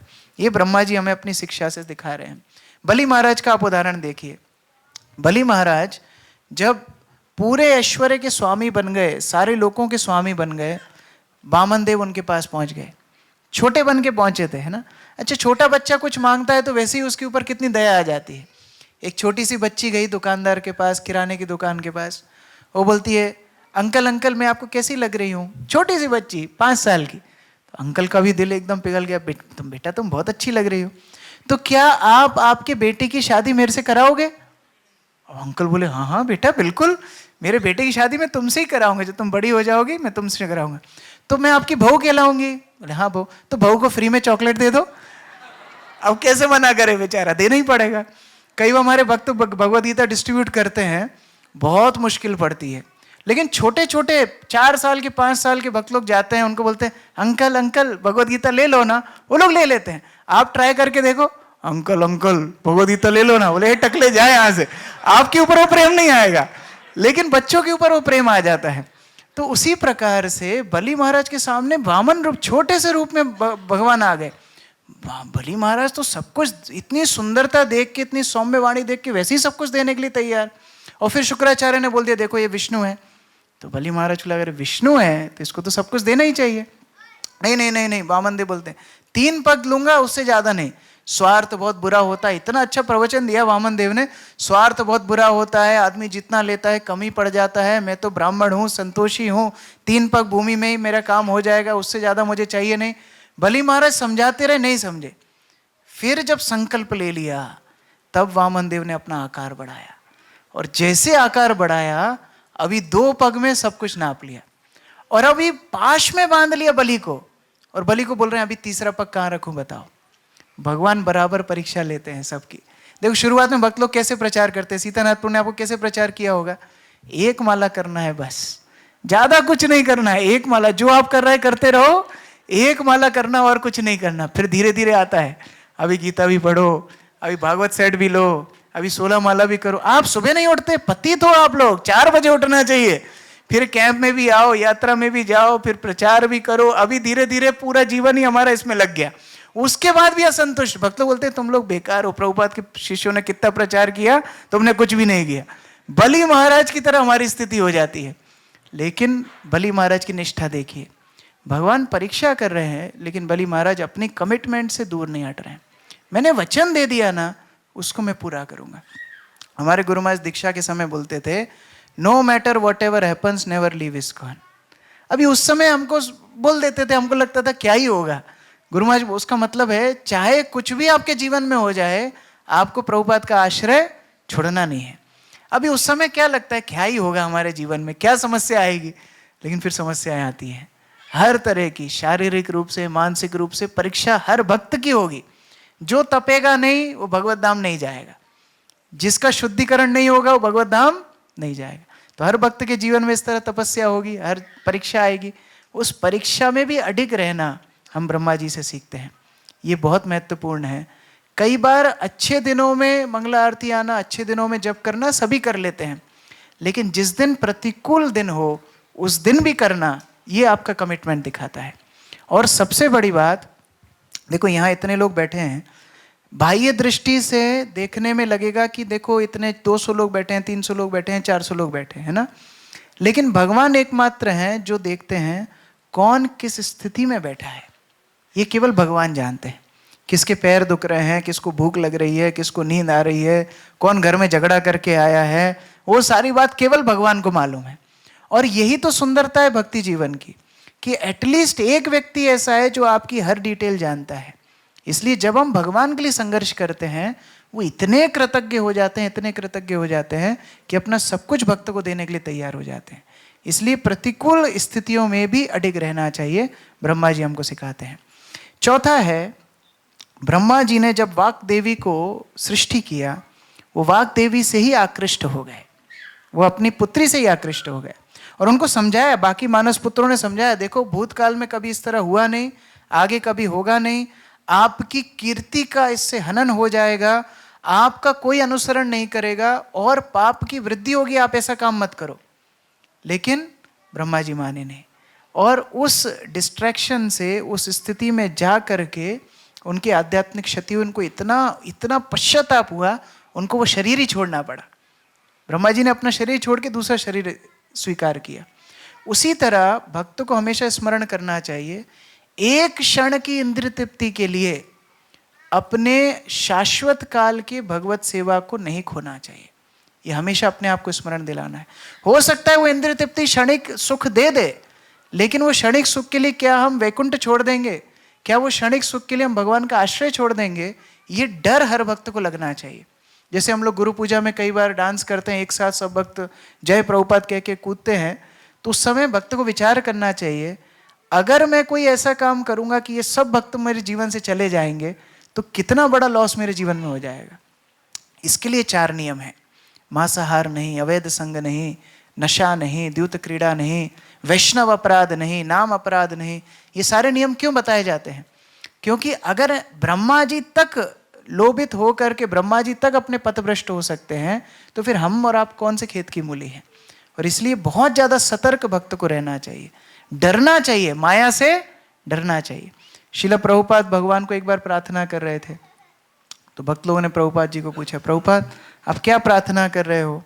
प्रभुपाद बोलते हैं, मैं भगवान को प्रार्थना कर रहा हूँ कि मुझे अपनी माया शक्ति से आप बचाइए। तो ये प्रार्थना हर भक्त को करना चाहिए, नहीं तो क्या होगा, जैसे घड़े में आप ऊपर से पानी डाल रहे हो और अगर उसमें छेद हो तो वो सारा पानी बाहर निकल जाता है। यहाँ तो हम बहुत भक्ति सीख करके जाते हैं, जब भी कर लेते हैं, भागवत भी पढ़ लेते हैं, लेकिन कुछ बुरी आदतें ऐसी होती हैं जिसके कारण हमारी भक्ति में निष्ठा कभी प्रगाढ़ नहीं हो पाती। ये आध्यात्मिक जगत के नियम इतने शुद्ध हैं, इतने शुद्ध हैं, आप इतनी शक्ति से परिपूर्ण हो जाओगे, आपको लगेगा आप आकाश में उड़ रहे हो, इतनी शक्ति इन नियमों में है। कोई शुद्ध जीवन जिएगा ना, उसकी शक्ति अलग होती है। इसलिए भगवान को भोग लगाए बिना भोजन नहीं करना है, प्रभुपाद जी के नियमावली का पालन करना है। जब इस दायरे के अंदर, इस लक्ष्मण रेखा के अंदर हमारी भक्ति रहेगी, कभी रावण आकर के हमारी सीता का, भक्ति रूपी सीता का हरण नहीं कर पाएगा। तो ये बहुत बहुत महत्वपूर्ण है जो हमको ध्यान रखना चाहिए। प्रभुपाद जी एक बार एक एयरपोर्ट पे आ रहे थे, बहुत सुंदर प्रभुपाद जी ने शिक्षा दी। जब एयरपोर्ट पे आ रहे थे ना, बहुत सारे भक्त हरि बोल करके प्रभुपाद जी का स्वागत कर रहे थे। तो एक लड़का नया नया मंदिर से जुड़ा था, उसको भी भक्त लोग ले गए थे साथ में प्रभुपाद जी का स्वागत करने। तो भक्त लड़का कूद रहा था, सब लोग कूद रहे थे, वो भी कूद रहा था। अब प्रभुपाद आए, और जब प्रभुपाद वो एरोप्लेन के एरो ब्रिज से बाहर आ रहे थे, भक्त लोग तो यहाँ कूद रहे थे, प्रभुपाद के ठीक पीछे एक सुंदर युवती भी आ रही थी। अब ये नया नया लड़का था, नया जुड़ा था, उसने प्रभुपाद को देखा, प्रभुपाद के पीछे वो युवती के ऊपर उसकी नजर चली गई। अभी वो घूर घूर के उसको ही देख रहा है। अच्छा, प्रभुपाद ने नोटिस कर लिया ये किसको देख रहा है। प्रभुपाद आके सीधा उस लड़के के सामने खड़े हो गए। प्रभुपाद उसको बोलते, क्यों, सुंदर है ना? वो भक्त घबरा गया, दिमाग उसका घूम गया कि प्रभुपाद ने देख लिया मुझे, मैं उसको युवती को देख रहा हूँ। प्रभुपाद बोलते क्यों, सुंदर है ना, सच बताओ सुंदर है ना? तो लड़का बोलते हैं हाँ प्रभुपाद सुंदर है। प्रभुपाद बोलते हैं अगर सृष्टि इतनी सुंदर है तो सृष्टा कितना सुंदर होगा, उनके लिए आपको चिंता करना चाहिए। अगर सृष्टि में इतनी सुंदरता बिखेर रखी है तो जो कृष्ण पूरी सृष्टि बनाने वाले सृष्टा हैं वो कितने सुंदर होंगे, उनसे आकर्षित हो। सारी दुनिया मदन यानी कामदेव से आकर्षित होती है, उस कामदेव को आकर्षित करते हैं, करोड़ों करोड़ों कामदेव को आकर्षित करते हैं भगवान श्री कृष्ण। इतने सुंदर श्री कृष्ण के आकर्षण हमको मिल जाए तो कभी भी भक्त समाज से हम लोग दूर नहीं जाएंगे, ये कमिटमेंट कभी नहीं टूटेगा।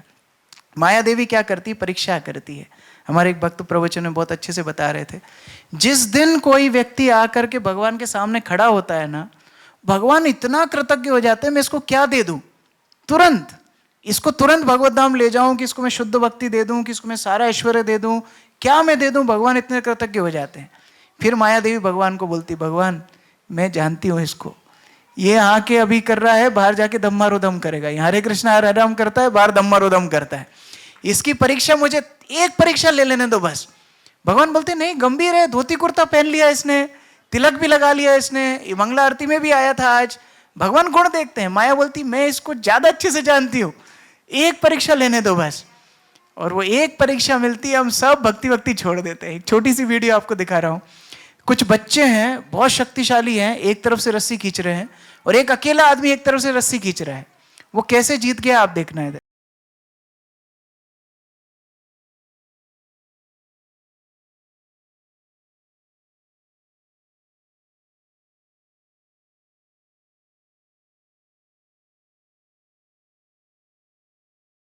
मैं आपको, वो आदमी ने जेब से टॉफी निकाली, थोड़ी टॉफी फेंक दी, बच्चों ने छोड़ो रस्सी वस्सी टॉफी के पीछे भाग गए।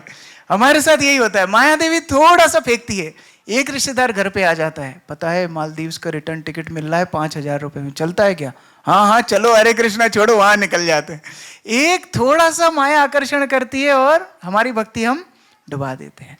बहुत प्रगाढ़ होना चाहिए। ये ब्रह्मा जी हमें अपने उदाहरण से शिक्षा दे रहे हैं कि जगत आपको आकृष्ट करने का मौका ढूंढेगा, आपको मदन मोहन को आकृष्ट करना है, आपको मदन मोहन की तरफ आकृष्ट होना है। और जब वो आकर्षण भक्त के जीवन में आ जाता है और कोई आकर्षण उसको पकड़ नहीं पाता। ध्रुव महाराज का चरित्र देखिए। ध्रुव महाराज अपने पर पितामह ब्रह्मा जी से बड़ा राज्य चाहते थे, उसके लिए भगवान की आराधना की, लेकिन जब भगवान का दर्शन हो गया तो क्या प्रार्थना करते हैं, भगवान मैं तो कांच के टुकड़े मांग रहा था और आप स्वयं अब नीलमणि मेरे सामने आ गए हैं, अभी मैं कांच के टुकड़े नहीं चाहता। तो जब वो स्पर्श, वो आकर्षण भक्त के हृदय में भगवान के प्रति जागृत हो जाएगा, गुरु के प्रति आकर्षण जागृत हो जाएगा और कोई भौतिक वस्तु के प्रति उनके जीवन में आकर्षण बचेगा नहीं।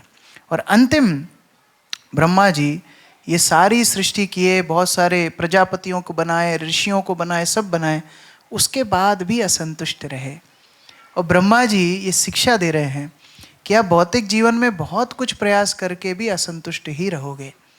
कभी भी कोई भक्त ये नहीं सोच सकता कि मेरे जीवन में सब कुछ अच्छा चलेगा तब मैं भक्ति में प्रगाढ़ रूप से करूंगा। कई लोग बोलते हैं ऐसा, प्रभु जी अभी बच्ची की शादी आने वाली 6 महीने में, 6 महीने आप ना फ़ोन ना लगाओ तो ही अच्छा, अब 6 महीने बाद मुझे फ़ोन लगाना। अभी क्या हमारे पैर का ऑपरेशन हुआ है प्रभु जी, आप 2 साल तक हमसे बात ही मत करना। कई बार ऐसे लोग बोलते हैं। जैसे एक बार एक व्यक्ति समुद्र तट पे खड़ा था और सुबह से शाम तक खड़ा था, तो किसी ने पूछा भैया तुम यहाँ क्यों खड़े हो, जाओ समुद्र में थोड़ा गोता लगा के आओ। बोले नहीं मैं प्रतीक्षा कर रहा हूँ, जब लहर आना बंद हो जाएगी ना तब जाके मैं नहाऊंगा। तो लहर आना कभी बंद होगी? कभी नहीं होगी। तो हर भक्त को ये समझना है कि ये भौतिक जगत में असंतोष ही मिलेगा, दुखालयम अशाश्वतम, असंतोष ही मिलेगा। अब इसके बीच में मुझे भक्ति करना है, और जब ये भक्ति का स्पर्श भक्ति के जीवन में आएगा तो और कोई आकर्षण उसके जीवन में नहीं आएगा। ये हम लोगों को प्रयास करना है। यहाँ पर अवंती ब्राह्मण की प्रार्थना है, बहुत सुंदर प्रार्थना है, आप लोग दोहरा सकते हो। अवंती ब्राह्मण उज्जैन से था, बहुत धन लालसी था, कभी भी कंजूस था, धन को व्यय नहीं करता था, बहुत लोगों को परेशान भी किया, बहुत लोगों का पैसा भी रख लेता था। फिर बाद में एक बार इसको वैराग्य आ गया, और वैराग्य लेकर के जब ये साधु बना, लोगों ने बड़ा परेशान किया। अच्छे लोग बदला बराबर निकालते हैं, आपका अच्छा किया याद नहीं रखेंगे, बुरा किया जरूर बराबर याद रखेंगे। तो कोई थूकता था इनके ऊपर, कोई इनकी माला छुड़ा के भाग जाता था, कोई चोटी खींचता था, बहुत अभद्र व्यवहार इनके साथ होता था। तो इन्होंने भगवान को प्रार्थना की, हे भगवान, मेरे जीवन के कष्ट का कारण और कोई नहीं है।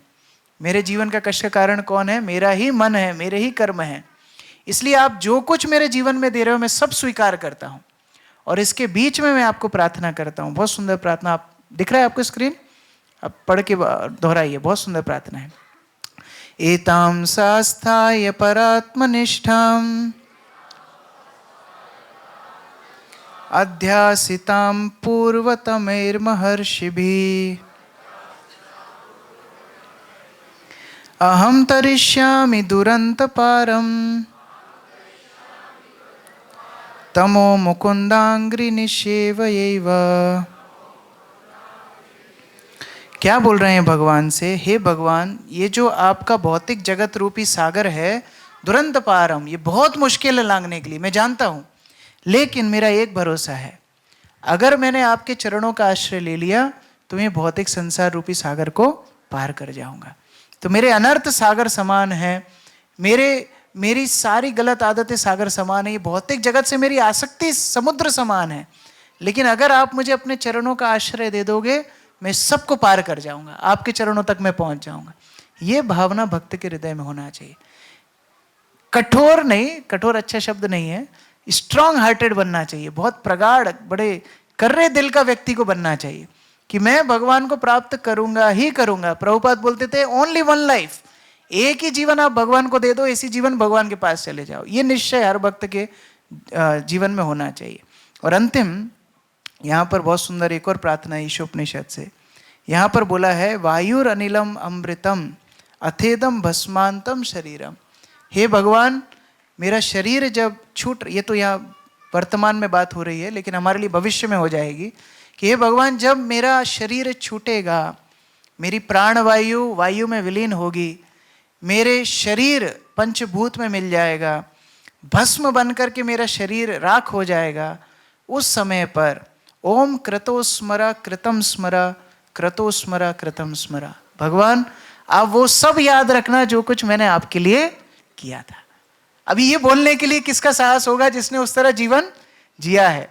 अगर कोई पापपूर्ण जीवन जिएगा तो क्या लास्ट में ये प्रार्थना करेगा? वो बोले भगवान भूल जाना, मैंने जो कुछ पाप किया उसको भूल जाना।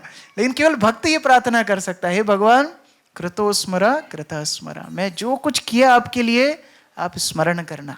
मैं सुबह उठा आपके लिए, मैंने जप किया आपके लिए, मैंने सारे भक्तों के साथ समन्वय बिठा करके प्रभुपाद के आंदोलन में आजीवन सेवा की आपके लिए, मैंने सारे संघर्ष किए आपके लिए, परिवार को संभाला आपके लिए, घर को संभाला आपके लिए, मेरे शरीर का मैंने ध्यान रखा आपके लिए, आप मेरे जीवन के केंद्र थे। जब ये भावना किसी भक्त के जीवन में होगी, अंतिम समय में कृष्ण को स्मरण कर पाएगा और तब भगवान उसको अपने धाम में वापस लेकर के जाएंगे। तो ये भावना के साथ हमें अपने भक्ति में बहुत प्रगाढ़ होना चाहिए। हमारे आचार्य लोगों ने इतने उदाहरण दिए हैं, मैं तो एक क्लास में नहीं समझा सकता। हरिदास ठाकुर बोलते मेरा शरीर खंड खंड भी हो जाए मैं हरिनाम को नहीं छोड़ूंगा। प्रहलाद महाराज, कहाँ से उनको फेंका गया, तोड़ा गया, काटा गया, सब प्रयास किए, भगवत भक्ति उन्होंने नहीं छोड़ी। तो ये आचार्यों को स्मरण करके, प्रभुपाद जी को स्मरण करके, भगवान के इतने सुंदर आश्वासन स्मरण करके हमें भक्ति जीवन प्रगाढ़ रूप से करना चाहिए। प्रभुपाद जी चाहते थे उनका एक एक अनुयायी शुद्ध भक्त बने। प्रभुपाद जी भीड़ नहीं चाहते थे। कई बार प्रभुपाद को लोग बोलते भी थे, प्रभुपाद इतने लोगों को हम प्रचार करते हैं, फिर इतने कम लोग क्यों आते हैं? प्रभुपाद बोलते हैं हमको भीड़ चाहिए भी नहीं।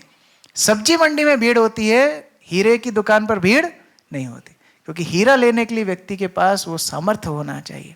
तो उसी तरह कृष्ण चाहिए, कृष्ण को प्राप्त करने के लिए वो दृढ़ता होनी चाहिए। और जब वो दृढ़ता के साथ कोई भक्ति में आगे बढ़ेगा, वो उस रस को आस्वादन कर पाएगा जो आध्यात्मिक जगत समुद्र के समान अपने भक्तों को देने के लिए तैयार होता है। हरे कृष्ण। श्रील प्रभुपाद की जय, समवेत भक्त वृंद की जय। तो अभी हमारे पास 5 मिनट समय है। किसी का कोई प्रश्न है? कोई प्रश्न किसी के मन में है तो पूछ सकते हैं। Any question? यस, माइक है दूसरा।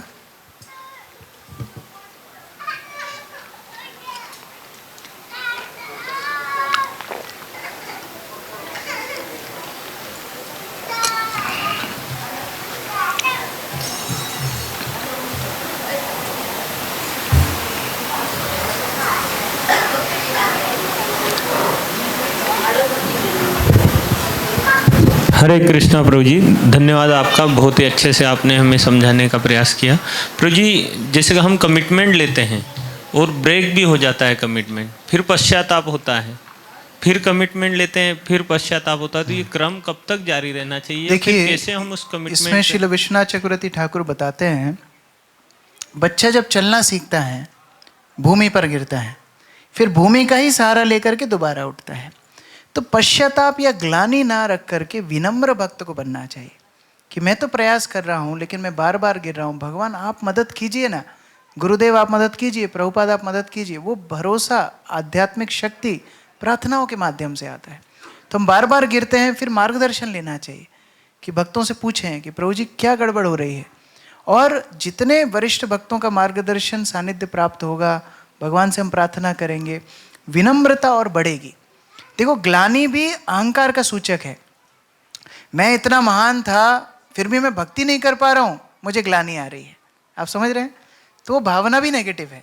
लेकिन विनम्रता पॉजिटिव क्वालिटी है, जहाँ भक्त सोचता है मेरे सामर्थ्य से नहीं, भगवान की कृपा से ये पथ पे मैं आगे बढ़ूंगा, तो फिर भक्तों ग्लानि नहीं होगी, वो विनम्र बनेगा।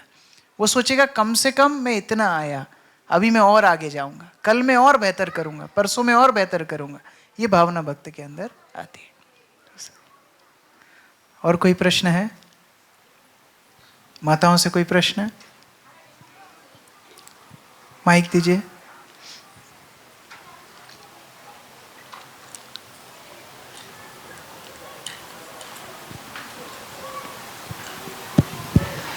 हरे कृष्णा प्रभु जी, सादर प्रणाम सबको। मेरा से एक छोटी सी प्रश्न है प्रभु जी, जैसे आपने बोला हमारा भक्ति के लिए दूसरा को कोई परेशान नहीं होने नहीं देना, लेकिन हम जब हमारा पड़ोस में बहुत सारे ऐसे लोग हैं जो 10 बजे की पहले उठते नहीं है, लेकिन हम जब मंगल आरती करते हैं सुबह ऐसी कोई तो बच जाता है ऐसी, तो क्या होते हैं, हम जब वो करताल बजाते हैं तो टन टन बजाते, कभी प्रभु जी बोलते कि अरे आज तो जोर से बजा देते। तो हम देखते कि जो पड़ोस में है जो बुलेट है, हमारा जब क्लास होते 7:30 बजे, वो बुलेट को जोर से चला के रख देते। तो ये सब परेशानी। देखिए, भगवान गीता में बोले हैं लोक संग्रह नहीं करना चाहिए, लोगों को उद्वेगित नहीं करना चाहिए, उत्तेजित नहीं करना चाहिए। क्योंकि प्रचारक का मतलब क्या है? प्रचारक मतलब लोगों को कृष्ण के निकट लाने वाले को बोलते हैं प्रचारक। अभी हमारी क्रिया से अगर लोग और विद्वेषी हो रहे हैं और ज़्यादा ईर्ष्या उनके हृदय में बढ़ रही है, मतलब हमारा प्रचार नहीं हो रहा। आप समझ रहे हैं? तो वो आपकी क्लास में डिस्टर्ब कर रहे हैं, मतलब क्या है? उनके अंदर हृदय में ईर्ष्या भाव बढ़ रही है। तो आप अपनी मंगला आरती थोड़ा सॉफ्टली कर सकते हैं, बिना माइक के। कई मंदिरों में होती है, जैसे चौपाटी मंदिर है, आसपास में बहुत घर हैं, तो बिना माइक के वो लोग मंगला आरती करते हैं। क्यों? कि उनको प्रचार भी तो हमको करना है, उनको अनुकूल भी तो करना है। और जब आपकी पूरी कॉलोनी भक्त बन जाएगी तो एकदम डीजे बजा करके संसार दावानल करना। लेकिन तब तक के लिए क्रमशः भक्त को लोगों का सम्मान करना सीखना चाहिए, और तब वो आपका सम्मान करेंगे। तो उस तरह, ठीक है प्रभु जी। लेकिन ऐसा मत करना कि वो पार्टी करके वहां पर आपको बुला रहे हैं तो देखो प्रभु जी किसी का दिल नहीं दुखाना चाहिए, वहां जाके हम बैठ जाएं। तो ऐसा भी नहीं करना है। अपने नियम के लिए कठोर, लेकिन दूसरे के लिए सहिष्णुता, दूसरे के लिए संवेदनशीलता, वो रहना चाहिए। और कोई प्रश्न है? यस। हरे कृष्णा प्रभु जी, दंडवत प्रणाम। थैंक यू सो मच, आपने इतना अच्छा x ray, CT scan, MRI scan पूरी भक्ति का कर दिया हमारी। तो प्रभु जी, मेरा एक क्वेश्चन था कि जब प्रतिकूल परिस्थिति होती है उस टाइम पे मतलब फोर्सफुली भक्ति करने का मतलब मन नहीं करता है, या तो चैंटिंग में भी मन नहीं लगता, बुक रीडिंग में भी मन नहीं करता है, और कभी कभी ऑफिस का इतना प्रेशर होता है या लेट नाइट्स मीटिंग हो जाती है तो हमारी मंगला आरती भी जाने का मन नहीं करता है। बट उस टाइम पे अगर हम जाएंगे तो वही सीरियस भक्त होता है जैसा आपने बताया। तो प्रभु कैसे हमें मतलब उन प्रतिकूल जब हमारी परिस्थितियाँ आए तो हमें। एक बार भक्ति रसामृत महाराज को एक भक्त ने ऐसा प्रश्न पूछा था, प्रभु महाराज बहुत तकलीफ होती है, बहुत व्यस्तता होती है, प्रभुपाद की पुस्तक पढ़ने के लिए बिल्कुल टाइम नहीं मिल पाता है, कैसे पढ़ें? तो ऐसे गीता रखी थी, महाराज ने उठाया, बोला ऐसे पढ़ें। भक्ति बहुत कठिन नहीं है, केवल घर से निकलने मात्र की हमारी तपस्या है बस। एक बार जब मंगला आरती में चले जाते हैं, एक बार भक्तों के सानिध्य में आए तो फिर तो सब अच्छा ही लगता है, फिर तो बहुत उत्साह आता है, लेकिन केवल वहाँ से निकलने तक का परिश्रम है। और मैं हर बार एक चीज़ बोलता हूँ, गृहस्थों को भगवान ने एक विशेष आशीर्वाद दिया है। क्या आशीर्वाद दिया है गृहस्थों को? वो बाबा साधुओं के पास वो आशीर्वाद नहीं है, गृहस्थों के पास है। क्या आशीर्वाद है? इनके ऊपर जितना लोड डालो ये सहन कर लेते हैं, जितना भार दे सकते हो। अभी गधा नहीं समझना अपने आप को, लेकिन ये आशीर्वाद है। इनको परिवार का दे दो, इनको कार्य भार दे दो, इनको अपने कार्य क्षेत्र का भार दे दो, जितना दोगे सहन कर जाएंगे। तो अगर दुनिया का भार उठा रहे हैं तो भगवान का भार क्यों नहीं उठाना चाहिए? तो ये सक्षमता तभी आएगी जब हम गंभीरता से भक्ति का पालन करेंगे। कम से कम एक पैर हम भगवान की तरफ बढ़ाएं, फिर भगवान आगे लाने में हमको मदद करेंगे। तो इसलिए नियम बहुत जरूरी है। जैसे प्रभुपाद की पुस्तक का मैं उदाहरण दे रहा था, आप 5 मिनट के नियम से शुरू करो कि भाई रात में मैं तब तक नहीं सोऊंगा जब तक मैं 5 मिनट नहीं पढ़ूंगा। अगर वो नियम 5 मिनट का लिया ना, वो 5 मिनट कब 1 घंटे में बदल जाएंगे, भगवान आपकी मदद करेंगे। उसी तरह हम नियम लें, एक दिन हफ्ते में मंगला आरती आना बहुत कठिन है, रोज आना सरल है वास्तव में। क्यों? क्योंकि एक दिन आप मंगला आरती आते हो, 6 दिन आप सोते हो, तो आपकी बॉडी 6 दिन अभ्यस्त हो रही है मंगला आरती ना जाने के लिए। तो वो एक दिन आना हफ्ते में बहुत मुश्किल है। और जो साल में एक बार आ रहे हैं मंगला आरती, उनके लिए तो महा मुश्किल है। उनको लग रहा है आज हमें जीवन में पता नहीं कितना बड़ा काम कर लिया 3 बजे उठ के। लेकिन रोज करना सरल है, क्योंकि आपकी बॉडी भी उसके लिए अडेप्ट हो जाती है। अभी 3 बजे के बाद आपको नींद ही नहीं आएगी, रात में लेट भी होने के बाद आप सुबह जल्दी उठ जाओगे, क्योंकि वो नियमबद्धता हो गई।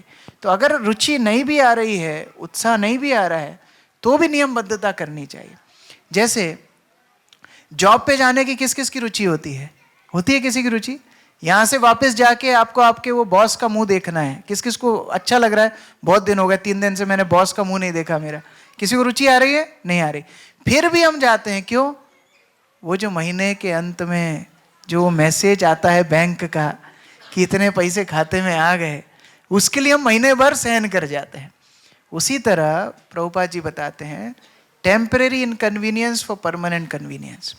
थोड़े समय का श्रम करके, मेरी रुचि ना भी हो, अगर मैं श्रम कर लूँगा, भगवान मेरे हृदय में अगर वो भक्ति को प्रकाशित कर देंगे, वो आनंद के सामने ये सारा जितना भी मेरा परिश्रम है वो नगण्य है। ये सोच के भक्त को कम से कम प्रयास करना चाहिए। ठीक है, थैंक यू। हरे कृष्णा। श्रील प्रभुपाद की जय, समवेत भक्त वृंद की जय, निताई गौर प्रेमानंदे। हरे भक्त।